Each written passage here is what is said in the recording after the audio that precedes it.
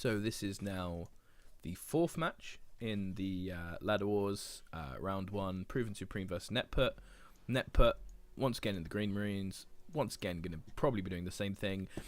And Proven has changed his strategy again, this time going for Lightbringers. Now, this is very interesting because I think his Guardians was fine. I don't know why he had to switch away from them. He tried this aggressive Deathstorm strategy, which just did not work. And now he's going for Lightbringers, which I think are sort of universally, if in different levels, sort of agreed to be probably the weakest faction right now. Especially against Marines. I mean, against evaders factions of all types, I think they're seen as pretty weak.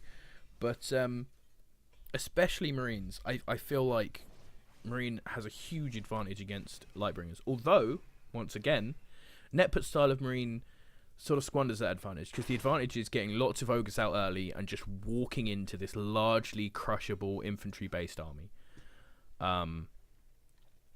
You can have, the way I play Marines, I'll have 6 to 8 ogres out, and I can just walk at his big clump of units, and he won't have trees out yet. And the only non-crushable things he will have are those paladins, which he's actually not even going towards here because he's started with the War Council.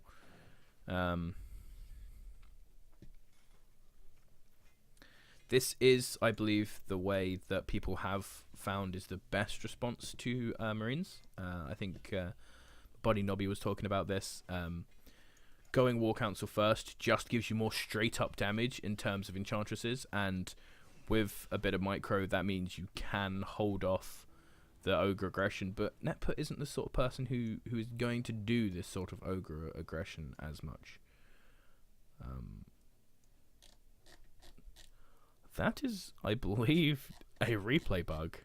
You can see on the minimap, and by the fact that they are missing resources, and the fact that the mining animation is going, that this is actually being mined from. That is just a replay bug that the harvester is entirely invisible.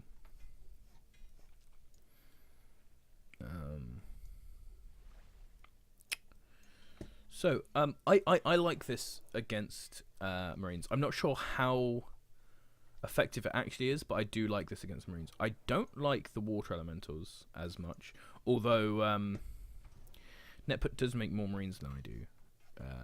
But as far as I know, and I may be just entirely wrong, but water elementals are anti-infantry troops, right? And Marines just don't make that much infantry.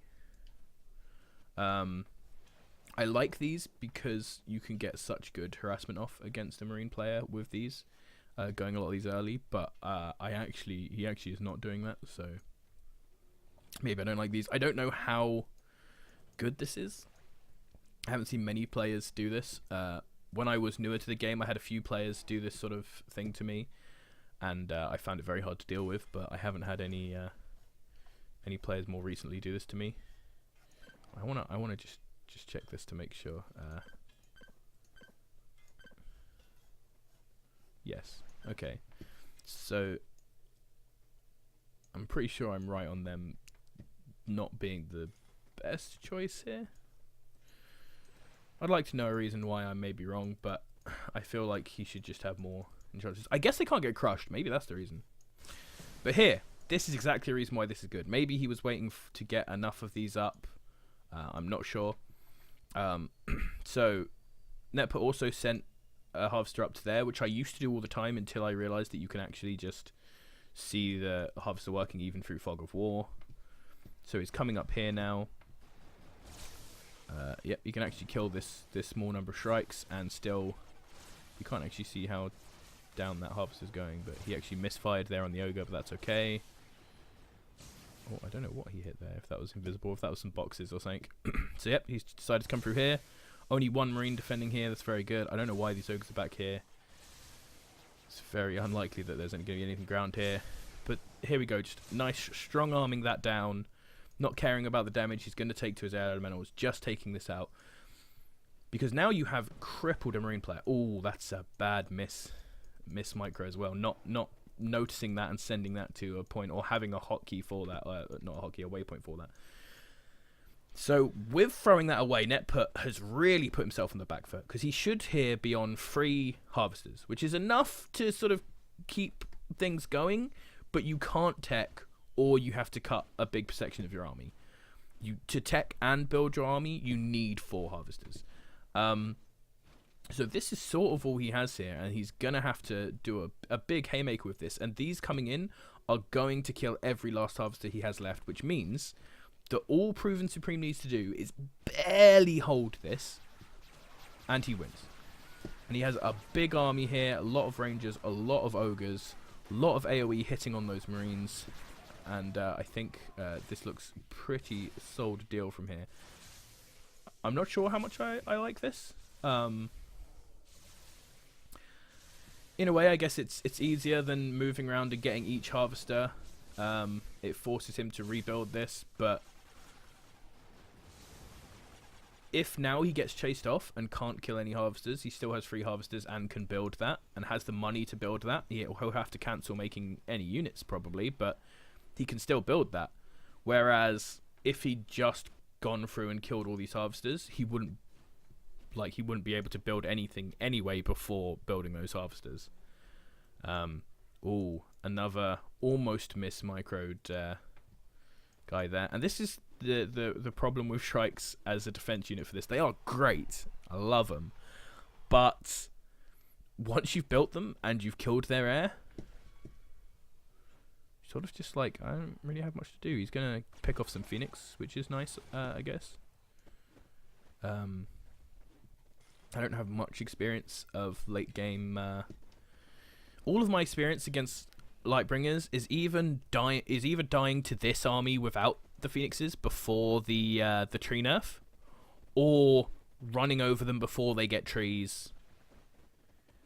Like they are the only 2 things that I know about Lightbringer really. I have actually seen, I think I've lost to Proven's Nightbringers more recently actually, and it was this sort of big late game force that did it, but I don't have the hugest understanding of it. But this is really looking dangerous now. This is looking like a match for anything but a huge marine force, and this is not a huge marine force. These manticores will now be good because the rangers, because of their long range, will try and will naturally keep near the back of the force. I like that there's a paladin sprinkled in there. Like, having a couple of paladins around to heal is good. They don't want to be on the front line, even though they always go to the front line, unfortunately. Like, this guy is just going to now die, but look, this army is just, overwhelming.